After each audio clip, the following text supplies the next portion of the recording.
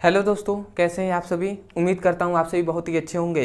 तो आज हम लोग पढ़ने वाले हैं क्लास 11th का फिजिक्स, जिसमें हम देखने वाले हैं बहुत ही इंपॉर्टेंट टॉपिक जो होता है संवेग संरक्षण का सिद्धांत। तो संवेग संरक्षण का सिद्धांत क्या है, या हम कह सकते हैं इसे संवेग संरक्षण का नियम। तो ये नियम क्या है, इस नियम को हम समझेंगे और उसे हम प्रूफ करेंगे बहुत ही अच्छे से। और मतलब मैं कह सकता हूँ कि आपको वीडियो के अंत तक आपको याद भी हो जाएगा। तो चलिए दोस्तों, हम देख लेते हैं संवेग संरक्षण का सिद्धांत। संवेग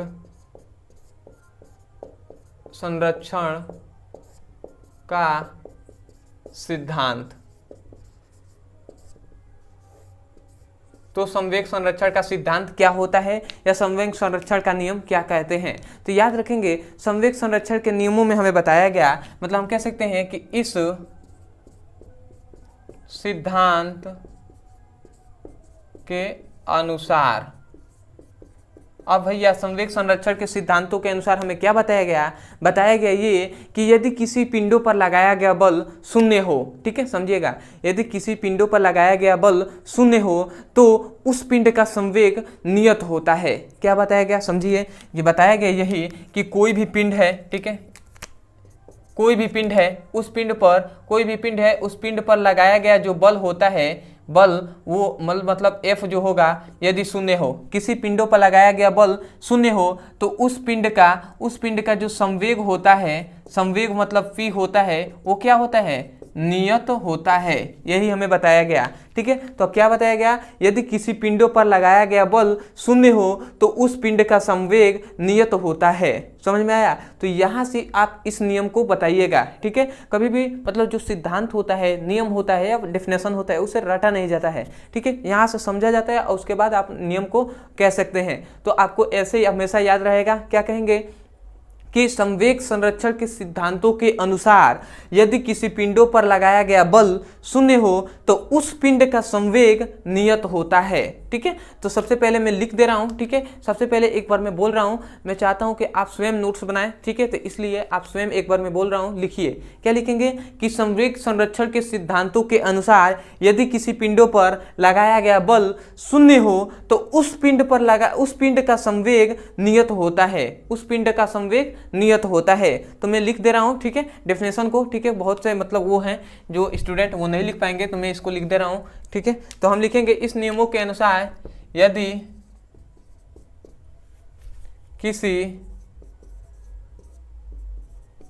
पिंड पर लगाया गया बल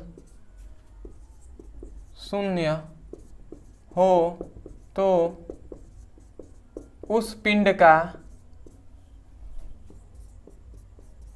संवेग क्या होता है, संवेग नियत होता है, ठीक है। तो इसे याद रखेंगे। क्या कहा जा रहा है कि यदि किसी पिंडों पर लगाया गया बल शून्य हो तो उस पिंड का संवेग जो होता है वो क्या होता है, नियत होता है, ठीक है। तो चलिए दोस्तों, हम देख लेते हैं कि ये जो बात कहा जा रहा है ये सही है कि नहीं, ठीक है। तो इसे हम प्रूफ कर लेते हैं,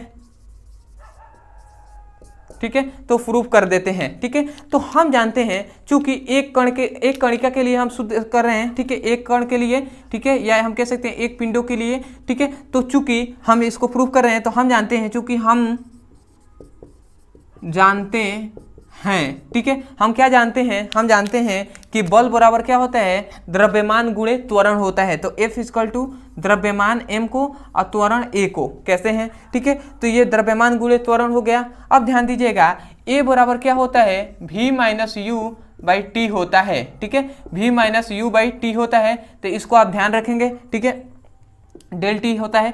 तो ये क्या होता है, A equal to V minus you by T होता है। तो यहाँ पे क्या हो गया, v क्या है, अंतिम वेग है, u क्या है, प्रारंभिक वेग है, ठीक है, परंतु दोनों वेग ही है, ठीक है। तो ये हम कह सकते हैं वेग परिवर्तन के दर को त्वरण कहते हैं। तो इस फॉर्मूले का यूज करेंगे, यहाँ पे एक जगह पे इतना मान रखें तो f इक्वल टू m, यहाँ पे लिख सकते हैं v minus you by del t, ये हम लिख सकते हैं, समझिएगा, ये हमने लिख दिया।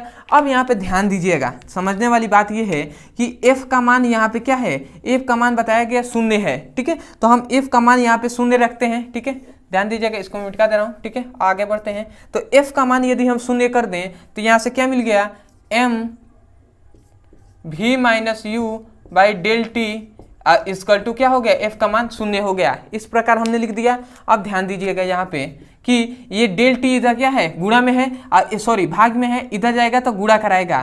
तो यहाँ से क्या मिल गया, m v माइनस यू, इधर जाकर 0 गुणे डेल टी हो गया। तो ये गुणा कराएगा तो 0 हो जाएगा, क्योंकि कोई भी शून्य संख्या में गुणा कराएगा तो वो क्या हो जाएगा, 0 हो जाएगा। तो मैं डायरेक्ट लिख दे रहा हूँ 0, ठीक है। अब ध्यान दीजिएगा यहाँ पे m इसमें गुणा कराएगा तो m भी, फिर से इसमें गुणा कराएगा तो m u इक्वल टू 0 हो गया। अब यहाँ से m भी है, m u है, इसको हम इधर भेजते हैं तो ये माइनस में है, इधर जाकर प्लस हो जाएगा।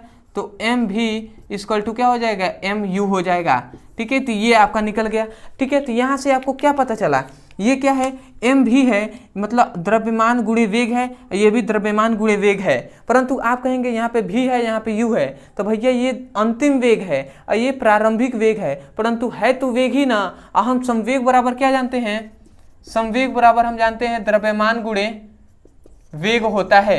मतलब यदि p इक्वल टू हम क्या जानते हैं, m भी होता है, ठीक है, द्रव्यमान गुणे वेग। तो यहाँ पे द्रव्यमान गुणे वेग है, यहाँ पे भी द्रव्यमान गुणे वेग है। तो हम इसे लिख सकते हैं कि p1 इक्वल टू p2, मतलब जो एक कण का जो संवेग होता है वो दूसरे कण के संवेग के क्या होता है, इक्वल होता है। यदि पिंड क्या हो, 0 हो, इसका मतलब ये हुआ कि कोई भी यदि पिंड है उसका, मतलब कितना भी पिंड है, यदि उस पिंड पर लगाया गया बल यदि 0 होगा तो उस सभी कणों का संवेग भी क्या हो जाएगा, नियत हो जाएगा, इक्वल हो जाएगा। समझ में आ रहा है ना।